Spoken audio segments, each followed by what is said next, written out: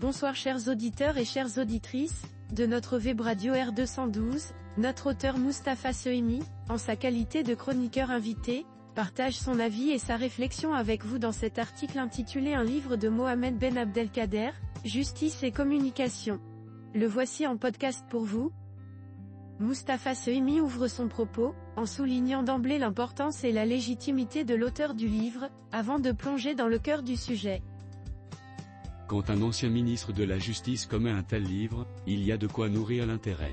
Mohamed Ben Abdelkader, affilié à l'Union socialiste des forces populaires, a été à la tête de ce département, 2019 à 2021, après avoir été ministre délégué chargé de la réforme de l'administration et de la fonction publique 2 ans auparavant.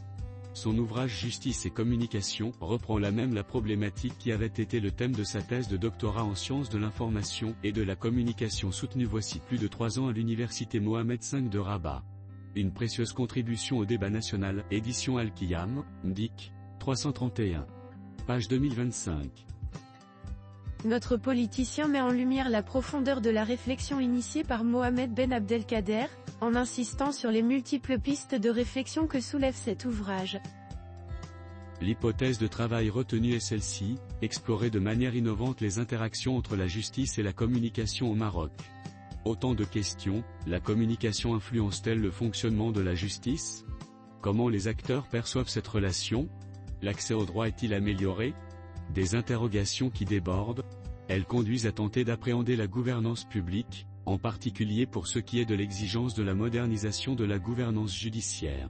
Celle-ci reste, encore, marquée du sceau d'un certain déficit même si des efforts ont été enregistrés ces dernières années. C'est que les citoyens sont devenus plus exigeants à cet égard, notamment à la faveur des réseaux sociaux et de l'élargissement, parfois heurté, du champ des libertés et des droits de l'homme. Moustapha Sehimi souligne la rigueur d'analyse de l'ouvrage, qui ne se contente pas de poser des constats, mais avance des propositions concrètes ainsi. Un droit-créance, au fond, il y a là ce que l'on appelle un droit-créance, des citoyens imposant à l'administration judiciaire l'information dans les multiples aspects de la vie sociale. Ce livre analyse les mécanismes de communication en vigueur aujourd'hui. Des obstacles existent, ils sont analysés. Mais des pistes d'amélioration sont également proposées qui s'articulent autour de ces 3 principes, transparence, confiance et bonne gouvernance. Des enquêtes aident à dresser l'état des lieux, elles éclairent la démarche de l'auteur. Au terme de quelques 300 pages, il arrive à une conclusion significative. Il relève ainsi que la communication au sein de l'administration judiciaire s'inscrit sans doute dans un processus d'ouverture du système judiciaire prometteur, mais qu'elle doit aussi surmonter les contraintes inhérentes aux incertitudes et chevauchements de la transition à l'ordre du jour. Notre chroniqueur met une formule forte, qui résume toute la philosophie de l'ouvrage de Ben Abdelkader, et qui souligne combien justice et communication sont indissociables dans une démocratie moderne en ces termes.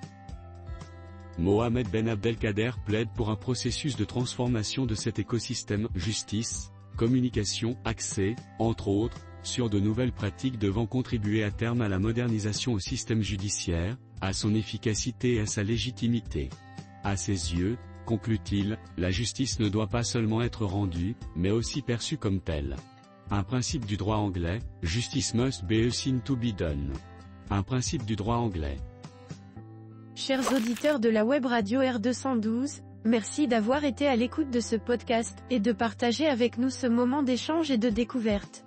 Votre présence et votre fidélité sont notre plus belle récompense. On se dit à très bientôt, si vous le voulez bien. Avec toute notre gratitude, l'équipe de R212.